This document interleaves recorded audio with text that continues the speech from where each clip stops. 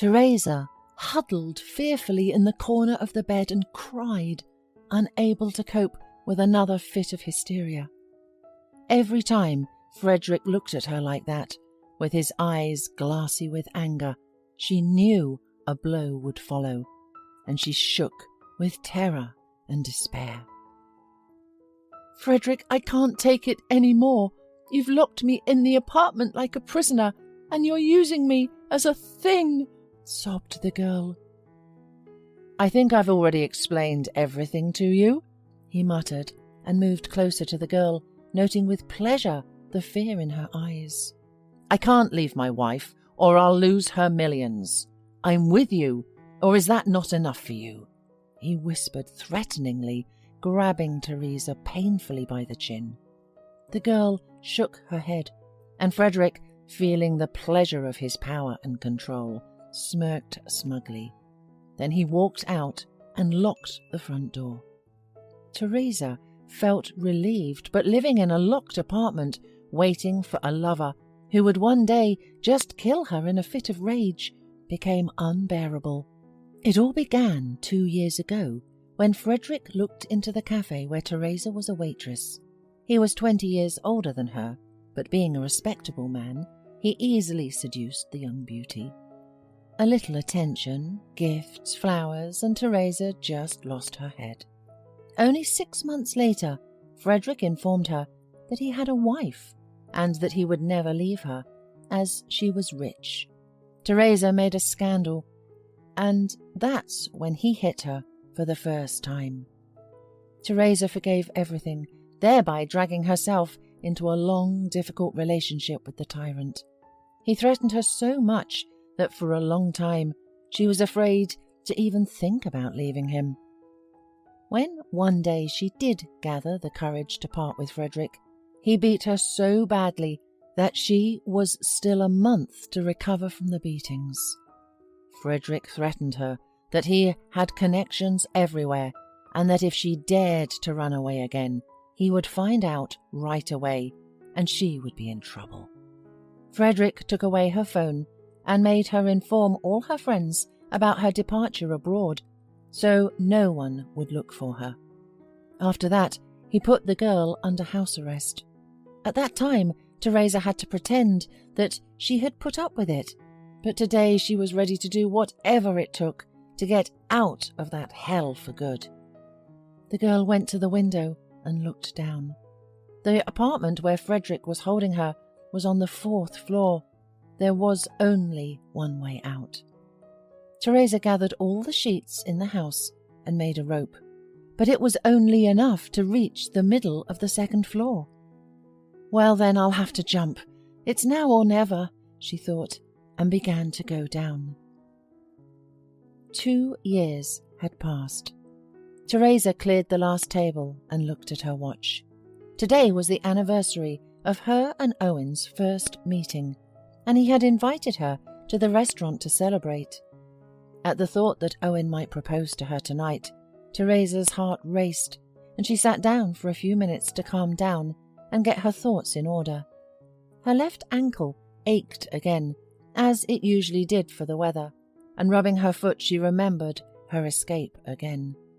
Teresa had hurt her ankle the night she had escaped from the apartment, but despite the intense pain, she had managed to get to her friend, whom Frederick didn't know about. She had been hiding at her place for a couple of weeks, and during that time she had prepared everything for her move to the capital, fearing every day that Frederick would find her. After hitching a ride into the city, she rented a quiet place on the outskirts of town and took a job in a small cafe. She did not tell any of her relatives where she was. A year later, she met Owen. He noticed the sad, beautiful girl sitting on a bench in the park, and to cheer her up, he treated her with cotton candy. Teresa was not ready for a new relationship, but she was pleased with his heartwarming gesture. She did not immediately give vent to her feelings, but Owen was patient and persistent, and soon they began dating. One day she trusted him and told him about her bad experience in a relationship. "What a wretch!" exclaimed Owen in anger. How can it be possible to beat a woman? And how dare he lock you in an apartment? I'm happy that it's all over and grateful to God for meeting you, smiled Teresa and hugged the man. And so today was exactly 1 year since they had met, and Owen, as Teresa had expected, proposed to her. After the cruel and despotic Frederick, Owen, who surrounded the girl with care and attention, was for Teresa the best man on earth. Of course she said yes, and a delighted Owen informed her that his mother, who had been waiting a long time to meet his son's sweetheart, was flying in tomorrow. Teresa, my son told me so much about you that I couldn't wait to meet you. Mrs. Morris grinned as they were sitting in a restaurant the next day. You're really not only beautiful, but you're intelligent. Teresa blushed. It's a pleasure to meet you too.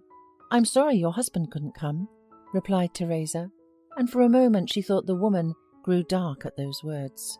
But she quickly pulled herself together. Yes, he's busy as usual, she said, and looked hopefully at her son, as if looking for his support. Owen frowned, and Teresa noticed that the subject made him uncomfortable. Mum, we're not going to adjust to him. The wedding is soon. He will be able to get acquainted with Teresa there. It is not necessary, Owen replied, and changed the subject of the conversation. When he accompanied his mother to the airport, she told him that she really liked Teresa. Mrs. Morris noticed at once that Teresa was smart, well-mannered, and sensitive. She was especially impressed by her knowledge of modern art. Owen was flattered and told her that Teresa really did come from a very nice but modest family. And he also planned to pay for Teresa's education at the Art Academy. This news made Mrs. Morris happy, and she wished her son good luck. Teresa was completely immersed in the wedding preparations and felt incredibly happy. Owen tried to do everything so that his bride would have the most amazing dress, an incredibly beautiful cake, and a celebration in one of the best restaurants in the city. Do we have enough money, Owen? Asked Teresa worriedly. This whole thing with the wedding costs some crazy money. It seems to me that you went into debt to do all this for me. Wouldn't it have been better to have a more modest wedding? That's why I loved you. You were never interested in my finances, he said cheerfully, and kissed the girl gently on the nose. Owen, I'm not kidding. Why such a luxury? Let's celebrate quietly. What about the cafe where I work?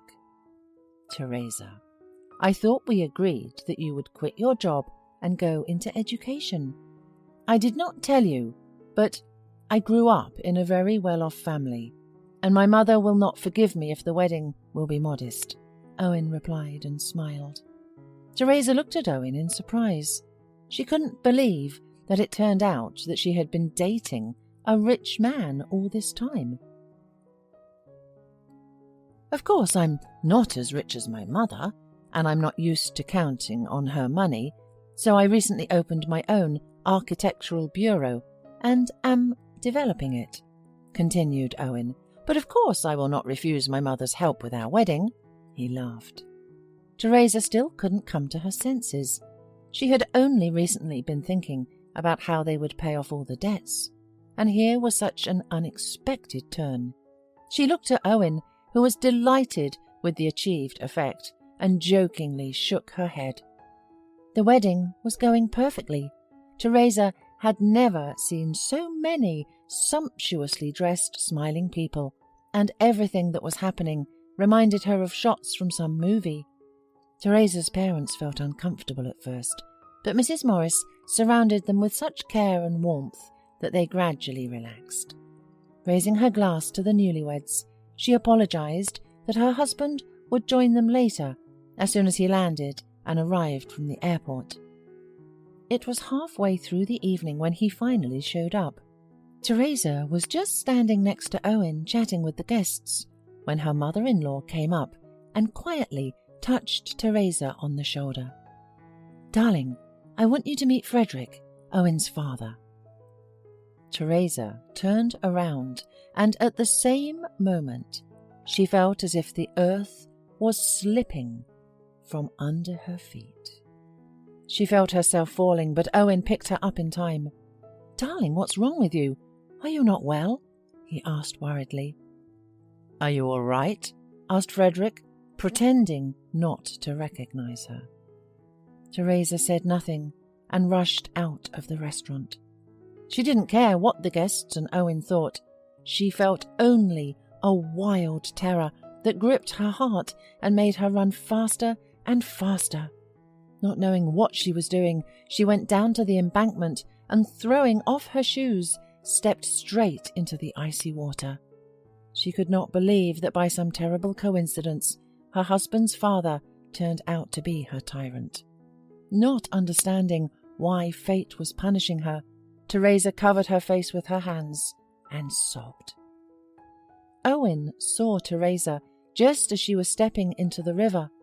Getting afraid that she would do something irreparable, he ran even faster and then threw himself into the water. The girl didn't seem to understand what was going on around her and just stood there, all in tears.